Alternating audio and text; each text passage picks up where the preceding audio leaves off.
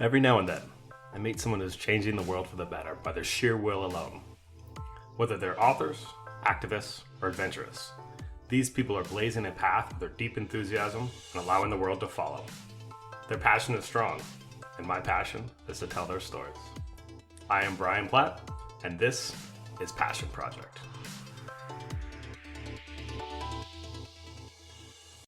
Hey, what's going on, guys? In this episode, I speak with Will Harlan of Blue Ridge Outdoors magazine about a new proposal by the Forest Service to eliminate public comment and scientific review from any new logging, mining, or development activity less than 4,200 acres in the National Forest. So while this is a nationwide proposal, we focus a little bit more on the East Coast since most projects cited in this area would be less than those 4,200 acres. So they could just go off with impunity without any regard to old growth forest or rare habitat. And you wouldn't know about it until it was too late and the bulldozers were already there. In addition, we talk about the difference between national parks and national forests, why environmental conservation shouldn't be a partisan issue. And it seems like, especially in the past few years, decade or so, it has been increasingly a partisan issue. We talk about, some surprising conservation wins under the Trump administration. And we chat about trail running. So Will is a huge trail runner. He actually has a documentary about him called El Chivo. So we definitely chat about that. And his bestseller, Untamed, The Wildest Woman in America and the Fight for Cumberland Island. Finally, we talk about the state of red wolves. So red wolves, there are, in the podcast, we kind of run under the assumption that there's 25 left in the wild. There actually turns out to be 14. And they're really isolated on a small patch of land in in eastern North Carolina, so in the Albemarle Sound Peninsula. We talk about options that, can find them a better place since they're being pushed out by some of the locals. So find them a better location, and also how those numbers can improve and how we can hopefully increase the population and see them back to, where they once were in the past. Anyways, I love this podcast. I think it's super informative, very educational, but also very entertaining. Will's a great guy, really easy to talk to, and because of that, very easy to listen to. So as always, if you like the podcast, feel free to rate, review, and subscribe. That actually helps a lot. So I really appreciate when people can do that. And I hope you enjoy. All right, I'm here with Will Harlan. He's the editor-in-chief of Blue Ridge Outdoor magazine, which is the largest free outdoor lifestyle magazine in the country. He's the author of bestseller Untamed, The Wildest Woman in America and the Fight for Cumberland Island, which is a New York Times bestseller. And he's the subject behind a recent documentary, El Chivo, which is about his speed and endurance running in the Copper Canyon in Mexico. So recently, he's been following a particularly distressing thread about the U.S. Forest Service and how they're kind of planning on removing integral parts of the National Environmental Policy Act, or NEPA, which requires the agency to get public comment before embarking on logging or road development projects. Will, thank you so much for joining me and for talking about this really timely and important subject. Thanks so much for inviting me. Thrilled to be here. Yeah, absolutely. So let's start off with it. You've written a series of articles about the proposal of allowing logging, people to log with impunity in the Appalachian Mountains, which is pretty distressing because it's like that could take, it sounded like from what you wrote, 4,200 acres, which is like over 6 square miles. That could take swaths of that out in one single sweep. Is that true? Unfortunately, yes. So here's the big picture. If you recreate in the East, if you go outside to hike or bike or paddle or get outdoors, chances are you're probably doing it in a national forest. Most of our public lands in the East are national forests. We have a couple of national parks. We have Shenandoah. Right. We have the Smokies. The Blue Ridge Parkway is technically a national park. But most of the rest of the green spaces on the map, most of the rest of the places that you go to are in national forests. So they've become our recreation destinations, our recreation playgrounds, our scenic vistas, our favorite places to swim and hike and bike are national forests. They're probably the most important public lands in the East. Unfortunately, what's been proposed is the Forest Service essentially wants to cut the public and science out of their decision-making process. Right, yeah. That was the one thing that really caused me pauses. Not only are they pulling out the public, but they're also pulling out any kind of scientific insight that could really help, the forest sustain through their efforts. That's right. So what they've essentially proposed is for any logging projects or pipeline projects or any projects in the national forest under 4,200 acres, which is nearly all of them in the east, the Forest Service would not have to notify the public at all. They would not have public comments. They wouldn't have to tell us until the bulldozers showed up in your favorite national forest trailhead, ready to knock down some trees or put in a pipeline. So we would know about things ahead of time if this rule is adopted. This has been proposed by the Trump administration and the U.S. Forest Service. There's no congressional approval needed, but there will likely be litigation if they do, in fact, adopt this rule, because it cuts not only the public out, and these are our public lands, it cuts out scientists too. The Forest Service is tremendously understaffed. I think we all recognize that, our Forest Service and Park Service personnel are working as hard as they possibly can. They're cash-strapped, underfunded, understaffed. They don't have the personnel to cover the entire 20 million acres of national forest just in the east. So they rely a lot on outside scientists, on experts, on the public to tell them about rare species, about old-growth forests, about important places in the forest to protect. So when you cut the public out, when you cut the science out, what's left is an understaffed Forest Service that can't possibly do an adequate job. Yeah, I mean that's an important distinction to make. Is the people working at the Forest Service are there for a reason, right? They love the forest as much, if not more so, than us. But they just don't have. They can't be everywhere at once to determine what can and can't happen. And when they're trying to fight against industry or logging, it's going to be even that much more difficult to, make sure people are making educated decisions before ground gets broken. That's right. And this decision is coming from way up at the very top of the administration and the U.S. Forest Service. This isn't at all a reflection of the hardworking personnel, the rangers that you meet every day. They're doing their best with the limited resources they have. But this proposal makes their jobs way harder because they no longer have outside scientists. They no longer have public comment to guide them in protecting important places, in knowing where, favorite trailheads and hotspots are. I mean, they generally know their forest, but the public and scientists play a critical role in helping them do their job. And so the Southern Environmental Law Center has been following this rule really closely, and they actually looked at every single logging project that the Forest Service has done in the Southeast over the past 10 years.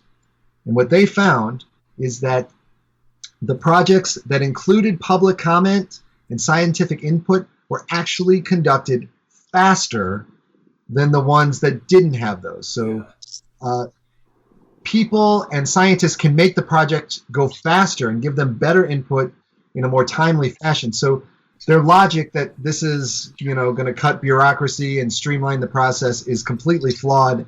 And the data, their own data, shows that they can actually do a faster and better job with the public and with scientists involved. Yeah, I mean, that was one of the things that you mentioned was, they think it will speed up the process, and it doesn't. And also, I mean, there is already an allowable amount of this kind of industry within the national forest. So there's, we understand there's commercial logging pipelines. I don't think a lot of people are aware of that, but this activity is already happening, but it's just happening under the watch of citizens, under the watch of scientists, under the watch of people who actually have the ability to determine, hey, is this old growth? Is this, a rare habitat? So it's currently happening, but it's under some very strict guidelines and regulations right now.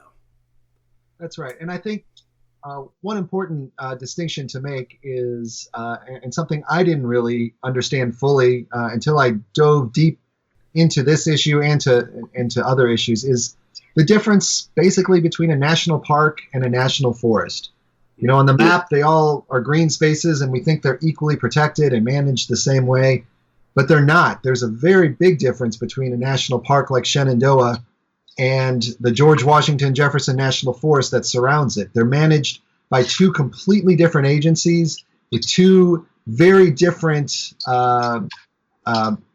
ways of managing the lands. Parks are meant primarily for recreation and conservation. There's no logging in Shenandoah National Park. Social logging. National forests are managed for multiple uses, and those include timber, as well as recreation, water, and wildlife. So they have a multiple use mandate. They have four things they have to do. And traditionally, they focus mainly on timber, but recreation and wildlife and water are also important parts of how they're supposed to manage the forest. But the Forest Service is ultimately under the umbrella of the Department of Agriculture, and this is really important. The parks are under the Department of the Interior. The Forest Service is under the Department of Agriculture. So to the Forest Service, the forests are often viewed as products, as agricultural products to be harvested. Huh. That view is shifting in the 21st century. The Forest Service is modernizing and coming to see the forest as more than just agricultural products. But that old mindset still hangs on, especially at higher levels in the Forest Service. And that's what we're seeing here with this decision to cut the public and science out of the process. Gotcha. So, okay. So what does the process currently look like? You know, approximately how long does it take? And what are they striving to bring the process to? Like, how will that change? Right. So there are logging projects on national forests, and, you know, how you feel about them, you know, is up to you, but they do logging projects. And so what I personally think is that if logging is going to be done in national forests, it should be done with strict oversight and lots of public comment, so it's done in the right places. Mm-hmm. We should not be logging ever in old growth forests or rare species habitat. Right. But maybe there's some old pine plantations that could be restored by some regenerative logging that takes down just these essentially monocrops and replaces them with a more diverse forest long term. So there are potentially some logging projects that can do some good. But that requires a lot of public oversight and scientific input and expertise that the Forest Service doesn't always have.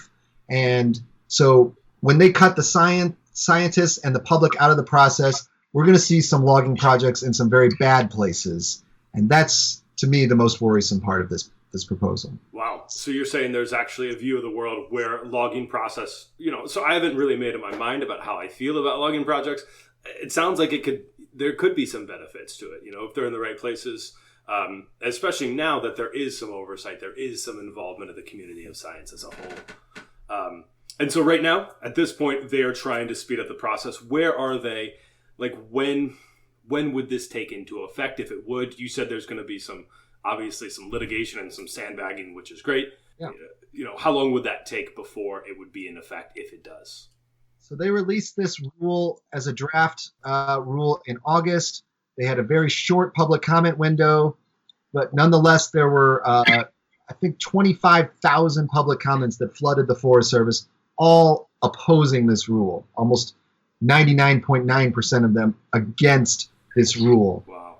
Whether the Forest Service and the administration will take that into account, we'll see. Most likely, if the pattern holds, they will ignore public comment and push forward with this rule. But they still have an opportunity to respond to this deluge of public comment and change the rule so that it does not cut the public and science out of their decision making. And that would be a great thing to celebrate. Most likely, though, I think we'll see a rule in 2020 that somehow cuts the public and science out of their decision-making process, which would then enable them to log whenever and wherever they wanted. Wow. Yeah, that's definitely scary to know that it could happen that quickly. And it's not just logging. I think you've probably seen in the news the Atlantic Coast Pipeline and the Mountain Valley Pipeline have generated a lot of attention, backlash in some places, and it's now has been stopped by of all things, the Appalachian Trail has essentially stopped both of those pipelines in their tracks pending a Supreme Court hearing. So we're talking pipelines as well as logging projects and other things, mining.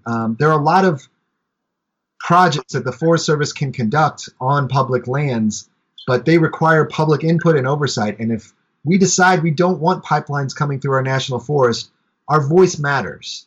And for the Forest Service to say your voice doesn't matter on public lands, I think is a great insult to the American people. These are our lands. Right. We own them, we pay for them, and we should have a say in how they're managed. Yeah, because I mean, it impacts everything. It's not just for environmentalists. It's for, water quality and, pipelines like you were mentioning.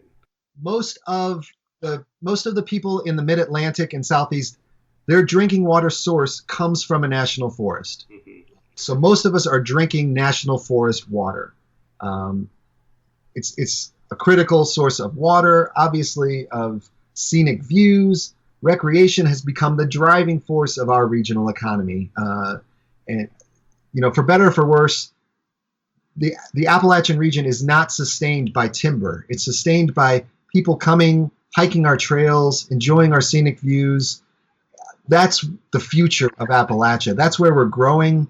And this proposal puts all of that in jeopardy. Yeah. Interesting. So is this something that is this only a concern in the East, or is this something that's also a concern elsewhere in the country? Yeah, so this is a national proposal. I focused on the East because that's where I live. Mm-hmm. And there are actually the most biodiverse national forests are here in the East. But there are millions of acres out west that will also be affected. National forests are all across the country, from Alaska to Florida, and the whole country will be affected by this. Now, different regions have different will have different effects, but here in the Southeast, since most of our logging projects and pipeline projects would fall under that 4,200 acre umbrella, we have more to lose than most other areas. Right. What the Forest Service can do, and this gets really technical, but they can essentially divide a big project, like say the Atlantic Coast Pipeline, into a bunch of small projects that are under 4,200 acres, and they're bypass public comment and scientific review. Wow. So just kind of break it up until it gets to the full project, as long as each individual part stays under 4,200 acres. Yeah. Holy cow. They've thought of everything. This seems to be a very, very consolidated effort. So, all right. So, in this podcast, I get the opportunity to speak to people from all different walks of life. So I've talked to, Enrique Ortiz. He's the executive director of the Andes Amazon Fund. I've talked to Chris Duke of the Phoenix Conservancy in Madagascar. They've both mentioned to me that they see a lot of this governmental dismantling in their respective countries, whether it's in Brazil or where the Amazon is, or in Madagascar itself. We're seeing it here, for obvious reasons. On the flip side of that, I actually see that there's a lot of positive public awareness, public concern getting upticked because of the administration. Do you see that on your end? Do you see that uptick in positive concern from the people? I do, and it's sad that it's taken some severe environmental insults to trigger this. But yes, I see a tidal wave of passionate folks from all walks of life getting more involved, not just in conservation but in democracy, and it's been really inspiring. But you're absolutely right. Let's first state the obvious. As tragic as the NEPA proposal is to gut the public and take the public and science out of our national forests, my life is not in jeopardy by opposing this rule. Right. Brazil, that's a very different story, and all across Latin America and South America and the Amazon and Madagascar, as you mentioned, people defending land are being killed. Environmental defense is one of the most dangerous jobs in the world, more dangerous than being a soldier in most places. We lost 164 people last year to people simply taking a stand for their land, whether they're indigenous or just activists trying to protect the Amazon. So beyond our borders, it's a much more dangerous and serious assault on our environment. Having said that, it's also really inspiring to see across the globe, not just here in the United States, but around the world, this tsunami of passionate activism rallying against some of these assaults on the environment. I mean, I think about Greta Thunberg, obviously, and the youth climate strike just last month was incredibly inspiring, and movements like the Sunrise Movement and Extinction Rebellion, these protests happening all over the world. The United States is seeing some of that, but really it's even more active in Europe and Latin America and in other places. So I'm really inspired by the global outpouring of energy that's happening right now. Yeah, same here. And that's something I never want to forget, right? I mean, there's a lot of distressing things. Like you're mentioning, what we're talking about right now is just a tip of the iceberg, but there's the Endangered Species Act that's pretty much being gutted. I mean, pretty much everything at this point is in jeopardy if it's related to the environment at all, at least in the United States. But it is good to know that there are people on the other side fighting it. Like, no one's giving up without a fight. And even though our lives aren't in jeopardy, it's still something that people should take very seriously because it's a slippery slope. You start losing a little bit of it and you're going to lose it all. And that's right. Who knows where we'll be at that point. That's why the NEPA Act, cutting the public out, is maybe more concerning to me than even gutting the Endangered Species Act. Yeah. As much as I love endangered species and how critical that act is and has been, when you take the public out of public lands, as you mentioned, it's a very slippery slope to autocratic, corporate, or other control of public lands, of those lands being sold off to private entities. That's been proposed under this administration. So it is worrisome. But I've been really inspired by how many folks have stepped up and responded positively to this. I often think about this. I've been in conservation for decades now, and I always ask myself, what does it take for people to change? And some people can do it voluntarily. They just, are inspired to change, to give up, to restrain themselves, to go vegetarian, or to, attend a rally. Other folks, it takes a crisis. And I think we're in the midst of a crisis, and that's inspiring a lot more folks to step up. I wish it didn't require a crisis, but here we are, and it's inspiring to see so many people responding.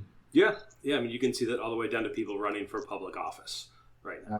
Whether they have environmental and a part of their agendas or not, people are responding and people are realizing, hey, first of all, if this guy can do it, anyone can run for office, A. But B, I probably should jump in, put my hat in the ring right now while I can change something. Yep, and it's especially exciting to see, especially in conservation, young people and diverse people getting involved. I think it's a fair criticism that the conservation movement has traditionally been stale white males leading it for most of the 20th century. In the 21st century, it has to evolve, and it's starting to already. And the leadership that's coming from young folks, environmental and social justice coming together, to me is really exciting, because you can't separate the health of our planet from the health of the people who are fighting to protect it. We're all in this together, and it's exciting to see that synergy of folks coming together, working together for the first time, really. And so that's maybe the most exciting development in the past few years, to see environmental justice taking off and so many young people getting involved politically, socially in this movement. Yeah, it's something that's post anything. It's post race. It's post, belief system. It's beyond all of that. That's right. So everyone should be involved. And yeah, I mean, exactly like what you're saying, the marriage between, social justice and also environmental justice. I mean, that's a very thin line right there. So yep. It's nice to see that. If you look at where most of the resource extraction happens in Appalachia, especially, there's a petrochemical hub planned now for Appalachia, an $86 billion hub that essentially could turn Appalachia into Cancer Alley, like in Louisiana. Most of the pollution of the resource extraction takes place in poor places, is sited in places where there's African American or Latino populations. And so it's really exciting to see those folks standing up and saying, not anymore. We're standing up for our communities. Our health matters just as much as everyone else's. And so that's where the environment and social justice are coming together to say, we need a new vision of a renewable energy infrastructure, of forests that are carbon sinks and recreation hubs, and more of a sustainable vision for our country that involves everyone. It's exciting to see. Yeah. So I was telling you before the call that I'm from Charlottesville, Virginia, but right now I live in Wilmington. And we had Hurricane Florence a couple of years ago, and just seeing the destruction of Hurricane Florence, and then also, we happen to have one of the more polluted rivers, the Cape Fear River, which you've also written about as well. So you're very aware of that. And neither the hurricane nor the pollution of the river knows color. Like, everyone is impacted, and to your point, African American and Hispanic communities even more so than other communities. So it's definitely, this is, everyone's got skin in the game for environmental issues. Well said. So what is, okay, so there's definitely a lot going on, and there's probably a lot for someone who doesn't dive into it as much as you do, or as much as, Blue Ridge Outdoors. What about anyone, what's going on right now that people can pay attention to other than this current issue? Is there something else on the horizon that you're thinking about? Is there something else that you want to get ahead of that you've heard about? Well, we talked about a few of these issues. I think forests are underrated. We don't recognize the amazing place that we live in here in the East, whether you're in New York or in Florida. Here in the East, we have one of the largest temperate rainforests in the world. It's essentially a rainforest, and one of the most biodiverse parts of the planet. The most salamanders in the whole world, right? That's right. This is the salmon capital of the world. But a lot of people don't realize that Alabama, not considered a hotbed of conservation necessarily, but there are more species of frogs and turtles and fish in Alabama than anywhere else on the planet. So wow. The Southeast, the Mid-Atlantic, is an incredible reservoir of biodiversity, and our forests are really important in protecting all of that. So our forests are not just important for our economy, for our recreation, but also important for the sustenance of a lot of species, and also even for climate change. This is a really important place to protect. Forests are carbon sinks. They can soak up a lot of carbon and help mitigate climate change. So there's a lot of reasons to protect our forests, especially right now. But other issues that I see as equally important are the whole energy infrastructure. Whether this region, especially the Mid-Atlantic, the Southeast, the East in general, is going to become a fossil-fueled fracked gas pipeline infrastructure that will be in use for the next century, or are we going to build a renewable energy infrastructure based around solar and wind and more localized energy sources? We're kind of making that decision right now. Whether we build these pipelines or not, whether we invest more in solar and wind or not, that's happening right now, and that will affect the next century, because if those pipelines get built, if those solar farms and wind farms don't get built, we're going to be stuck with fracked gas for another century. But if we can turn the tide right now and move more toward a more renewable energy infrastructure, that saves the health of this entire region and puts us on a much better trajectory. So the decisions being made right now about pipelines, they may seem insignificant, but we're going to live with these decisions for the next century, and I hope we can get them right. Yeah, and you touched upon this earlier, but the Appalachian Storage and Trading Hub, that's been proposed to be built. What was it, like $80 billion or something like that? Something ridiculous, but like much of that is being funded by the Chinese, and a lot of that energy will go there, or it will lessen the ability for that area rather. So it's like Pennsylvania and West Virginia to move to renewables, and it's only going to create a handful of jobs at the end of the day, like less than 1,000 or something like that. That's right. And as you mentioned, most of that gas that's going to be coming from our ground is going to go overseas. Yeah. We're even going to get that gas. And it's another sad example of the Appalachian region being exploited for its natural resources and then damaging it long term. We've seen it over and over.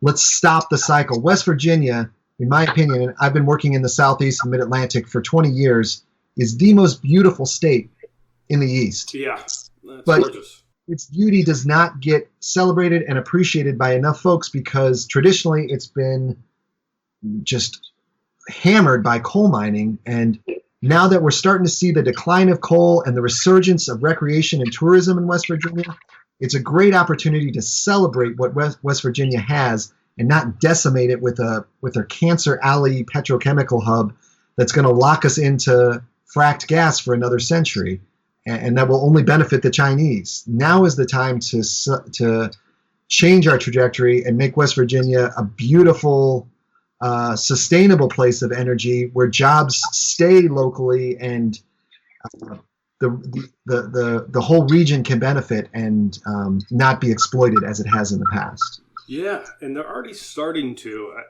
I don't think it's as strong as it should be, but they're already starting to, work on at least some wind energy. When I've driven past, through West Virginia last time, I've seen some big turbines. So the ball is in motion, but I mean, it is really hard to, I'm sure, combat some of this fracking initiative that's going to happen, especially if you're cutting the public out, like you mentioned.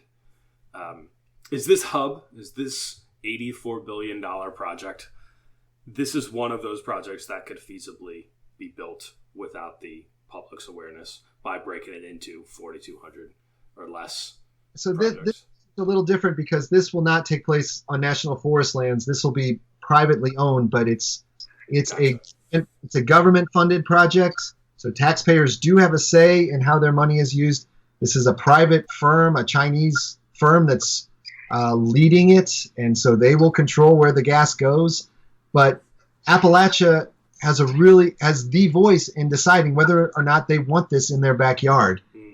I think we've learned this lesson before.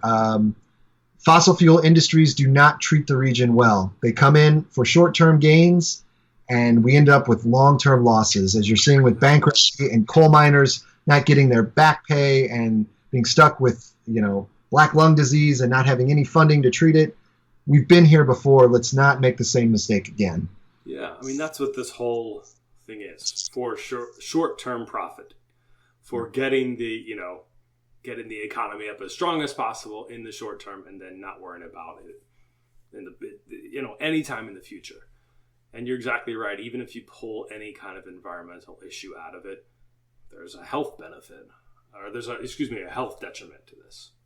Exactly. And that to me is the most important element of it. As much as I love trees and forests and rare species, I'm concerned about the health of Appalachian citizens, of all Americans, and especially ones whose backyards are about to be sited with a petrochemical hub that is known to create and generate carcinogens that are unavoidably going to lead to more cancer, to more health problems.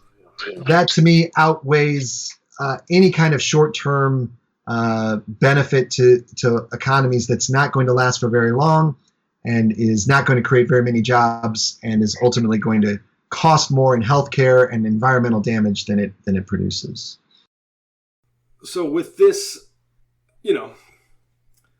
it can sound like with what we're talking about, that everything is bad, that everything is kind of burning. One of the interesting things is, I think in February of this year, the Senate passed the biggest bill to protect the most amount of land we've protected. So I think it's like 1.3 million acres in the West. And then just to make sure that like a lot of these national parks cannot have any development from mining or anything. So Yellowstone, and then one in Washington. So this is proof that there are some victories out there, even though the administration is trying to erode the, it seems like a lot of the environmental protection. Is there any other instances of the environment winning over short-term profit that you can think of?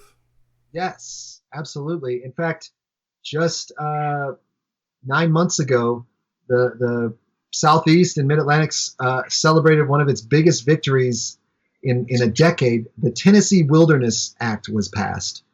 In this administration, in this political climate, we passed a 20,000 acre wilderness bill that we've been working on for over 10 years. We did it passed in the Obama administration, but here we are in, of all times, the Trump administration, getting the Tennessee Wilderness Act passed that protected the Upper Bald Wilderness, parts of Joyce-Kilmer, protected over 20,000 acres in the heart of red state territory. Yeah. So it was a huge victory and something to celebrate. And it was a bipartisan effort. It was led by a Republican senator from Tennessee. So conservation is something that traditionally all people, of all parties and persuasions, cared about.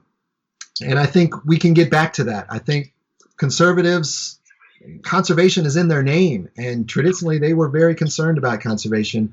I think we're moving back in that direction. And even though, yes, the petrochemical hub is depressing, if that happens, it's also an inflection point, just like these pipelines. If we stop them, that changes course. So it's also an opportunity to change the momentum and change trajectory. If we stop these pipelines, for example, that essentially would ignite the renewable energy infrastructure. It would would force us to change course in an exciting way. So the challenges, the crises, the threats also present really great opportunities. Yeah, absolutely. And just to your point, like, this is not a partisan issue. Like, Teddy Roosevelt was the biggest conservationist we've had, essentially, as a president. He was a Republican. Nixon, say what you want about him, but he started the EPA. And he signed the Endangered Species Act. Right, yeah. Act. So you got to give him props. He passed more environmental legislation than anyone in the 20th century.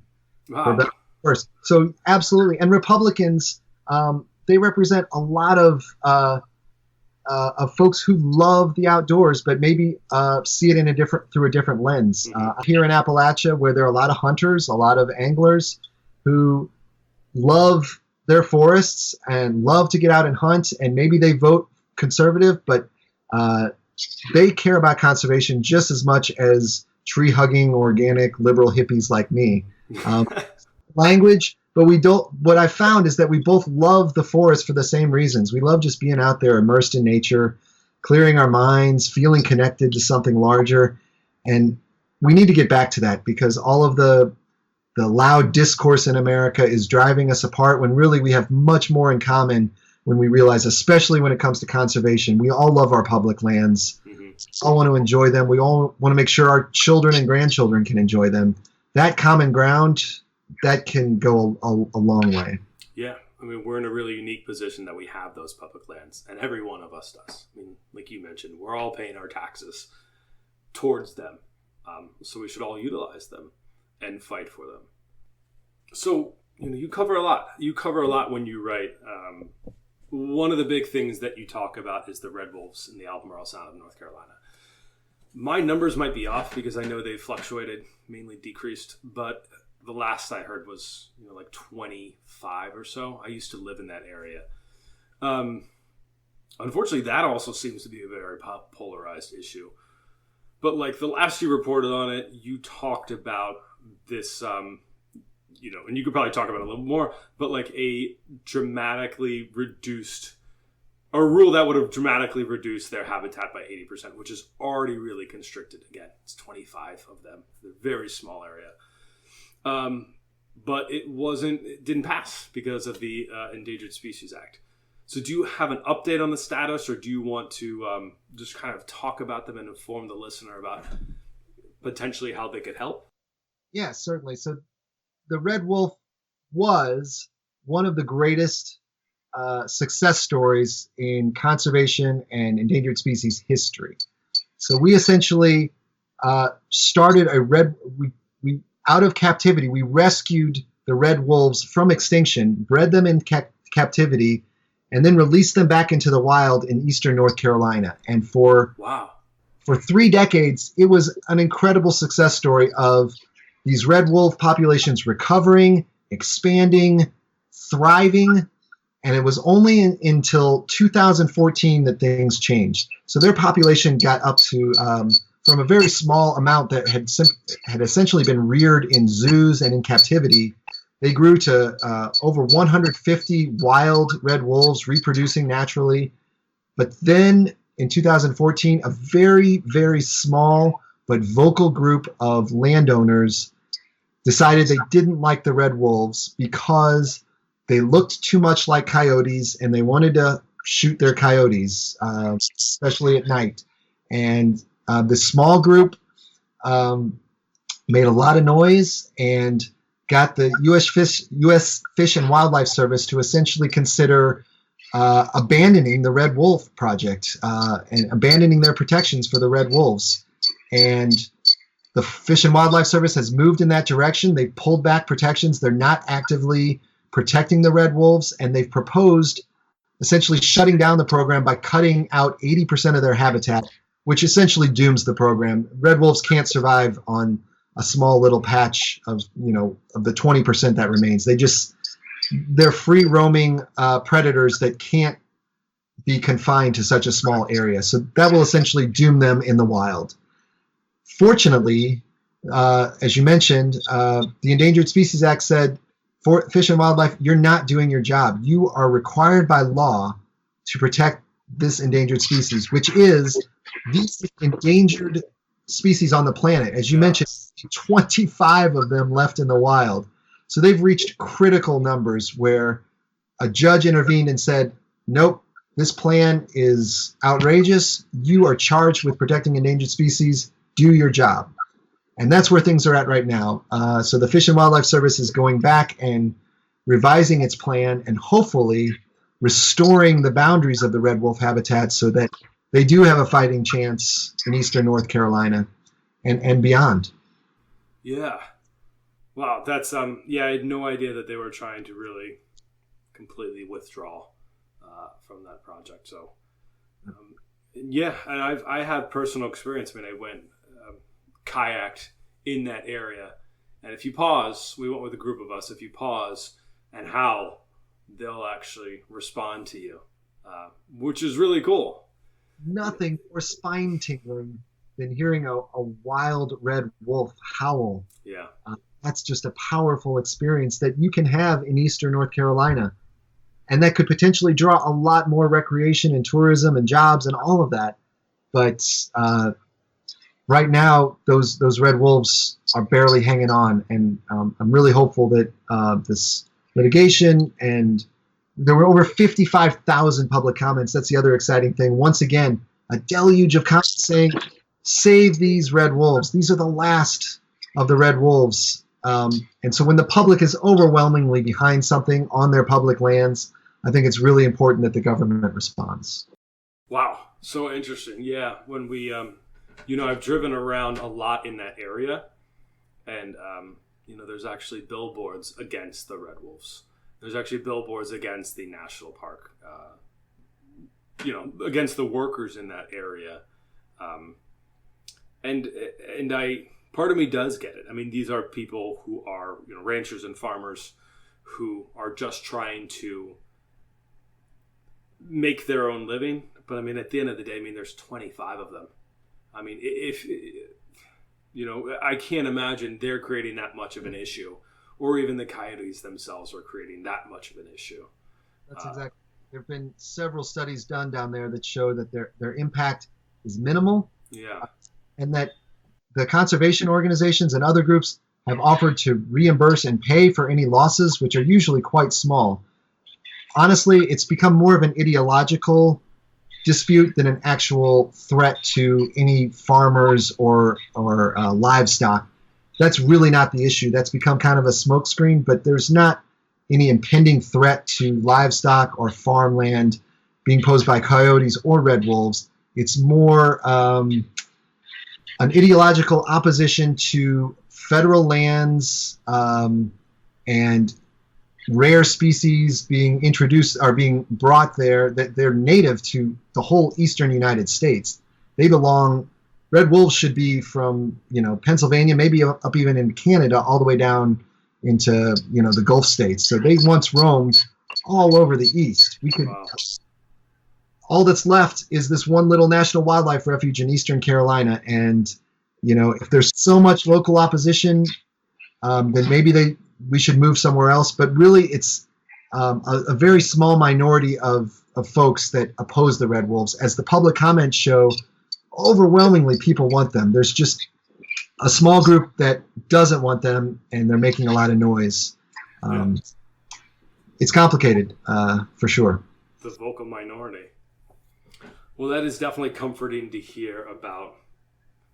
Again, it does seem like overall people are thinking about this for the long view and headed in the right direction, regardless of where either the minority of people in that area is going or, the administration itself is going. So it's comforting to know that most people are for, rehabilitating the red wolves. You seem to know this area as good, if not better than anyone. Where could they go? Where do you think that these wolves could go that would be maybe a little bit less of an issue? That's a good question. I mean, there is always the fear of, wolves have always been portrayed as the big bad wolves. But our red wolves are much different. They're much smaller than even the wolves out west. They're not big and bad. And they've never ever attacked a human. And they pose no threat to us and so to me, I think they've gotten a bad rap. Where could we put them? We have a lot of public land, and I think any community that was wise would realize that they could have red wolves howling in their forests. That would be an incredible draw globally for tourists. Yeah. To hear last red wolves howling in the wild. I would go there. If Eastern North Carolina doesn't want them, I'm sure there'll be another place in Appalachia or anywhere in the East that would say, bring them here, because we know people will come here just to hear that howl, just so they're in the wild. Yeah, it was, when I heard it, it was eerily both comforting, but also, anytime you're out in the wilderness and you hear something like that, it's a little bit off-putting, but in a good way. It makes you realize, hey, we're not in charge out here. And I for one, love that. But yeah, they are closer to the size of coyotes than gray wolves. So they're not huge. They're not the big menace that people have come to expect. That's right. At least to people. But yeah, I'm looking at pictures of them right now, and they're very strikingly beautiful creatures. Well, cool. So I've got to ask you some questions about running. So you are a very experienced trail runner, so much so that you've got a documentary, that came out last year, El Chivo, about you and about your, endurance running in the Copper Canyon in Mexico. So I've got to ask you, shout out to Katie and Cam about this. But yeah, so what is your favorite trail? What is your favorite area to run, either in this area and also nationwide? I think we've got some of the best trails in the country, in the world, right here in Appalachia, in the East. People often go out west, and there's some majestic, amazing trails, and I've run a bunch of them. I've run the Western States 100, run a lot in California, but my favorite trail is the Appalachian Trail, especially the Nice. 17 miles that go across Great Smoky Mountains National Park. Some of the most jaw-droppingly beautiful scenery, some of the toughest technical trail, some of the most panoramic, amazing vistas, some of the wildest experiences. It's just magnificent. So I put the Appalachian Trail through the Smokies ahead of just about any trail on this planet. The Art Loeb Trail down here, most people don't know about it. That's fine with me because my favorites. It's a 40-mile trail through a wilderness which has no roads, very few signs. It's one of the wildest spots in the East, and there's an incredible trail that goes right through the heart of it, where you are essentially out there all by yourself, and it's a pretty powerful experience. Yeah, those are two of my favorites. I like the tough stuff. I like the really rugged, technical, steep stuff because, honestly, I'm not super fast. So my strategy has always been to wear people down through tough conditions, tough terrain, hope they get tired, and hope that I can outlast them. Yeah, I was going to say the Great Smokies isn't known for, at least some stretches of that, isn't known for being the easiest parts of the AT. That's right. That's pretty cool. Have you ever done, Maine and up there, that section of the AT? I've run parts in Vermont as well. Yeah, it's super rugged up there as well. The Appalachian Trail, we don't have 14,000-foot summits like they do out west, but you ask Pacific Crest Trail hikers and Continental Divide hikers, they will say the AT is every bit as tough as some of those, big 14,000-foot climbs because our climbs go straight up a lot of times.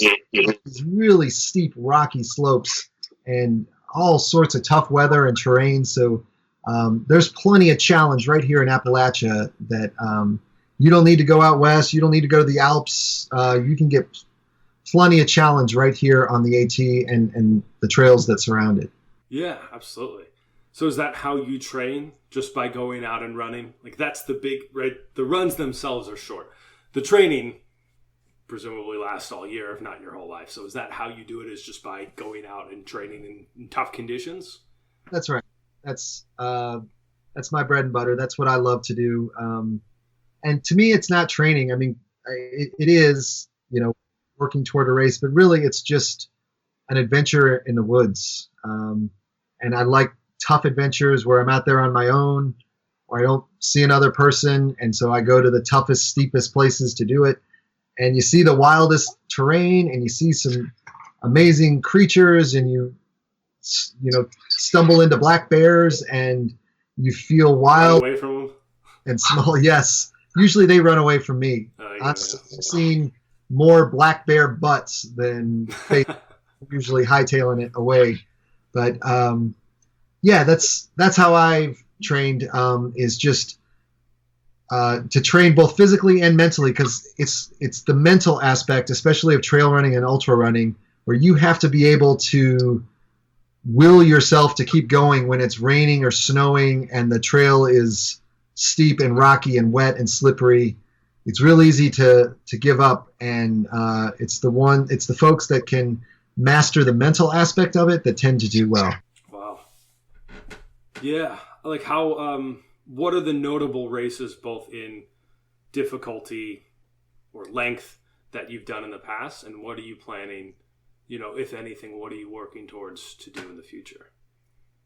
So my favorite race and the one I had the most success with was the Mount Mitchell 40-mile challenge, which starts down in Asheville, essentially, and goes straight up to the top of the highest mountain east of the Mississippi, which is Mount Mitchell. It's 6,684 feet. You run up to the top in the dead of winter. It's always in February. Oh, fun. The mountain is usually covered in snow and ice, and then you come straight down. And I won that race 5 times and had a course record for a while. But these youngins are getting faster and faster and can barely keep up. So Mount Mitchell Challenge is one of my favorites because it's a wintertime, rugged, extreme race in the most elemental, raw conditions. And it's just an astonishingly beautiful course. As you mentioned, I ran the Copper Canyon Ultra, which is the exact opposite. It's in the canyons of Mexico, super hot, 100-degree heat, searing canyon walls. You just get baked out there for 50 miles.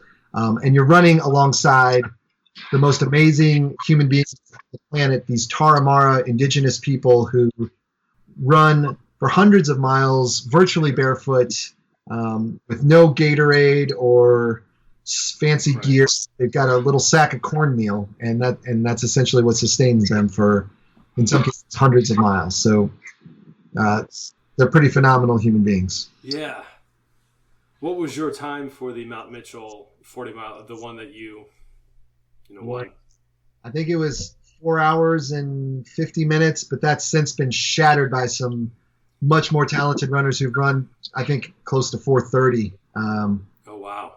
Yeah, the sport is getting faster every year, and that's exciting to see because it's a young sport. I think it's going to continue to grow, and there's so many great challenges to take and so many great trails to explore. So I'm excited to see where it's going. Yeah, and it's one of the few sports that you can really, like you're mentioning, play with the conditions. Okay, let's do this one in the dead of winter. Let's do this one in the blistering heat. Let's do this one in snow or rain or just over different terrain. There's so much more you can do with it versus like golf or something. That's right. Low barrier to entry. All you need is a pair of shoes. And the Tarahumara don't even have shoes, so you don't necessarily even need those. But it doesn't cost a lot. You can go out on trails for free. You can challenge yourself in the craziest, wildest conditions, in the wildest ways. You don't need a race. You don't really even need a watch or a clock, but that is sometimes your best challenge is against yourself. That's certainly for me is, can I be faster than I was yesterday, and can I be better than I was before? I'm usually my toughest and hardest competitor. Yeah, well, that's good. That's probably a healthy way of going about it, is just competing with yourself.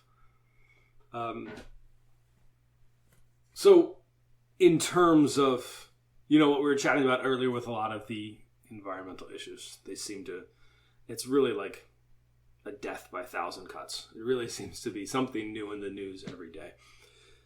What can people do both to stay informed of what's an often complex and ever-evolving subject matter and topic, whether it's about red wolves or whether it's about, just keeping an eye out for the national forest? What can people do to stay on top of everything? And then also what can people do to help to make sure a lot of these, issues don't become bigger than they are? I think the number one thing to do, the first place to start is go outside. Go outside and play. It doesn't have to be a national forest. It can be a local park, but get out there, connect to it, experience it.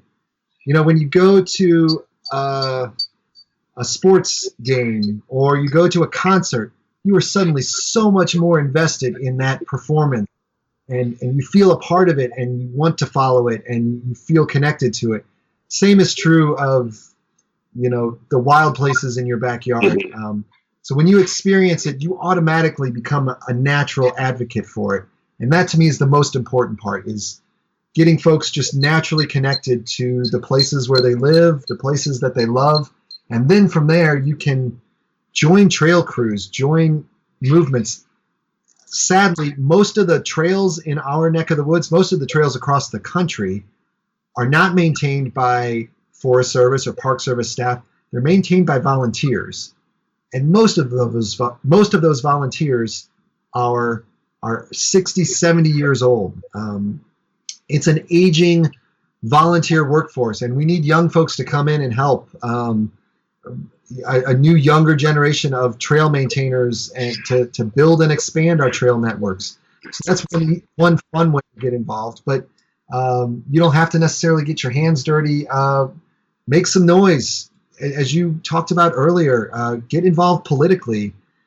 Even if you're not championing national forests or public lands, if you have a natural connection to them, you'll be looking out for them. And we need younger folks and new folks to lead the way. So take some chances. Do something different, whether it's a hike that you didn't think you were capable of doing, or running for an office that you didn't think you were qualified for.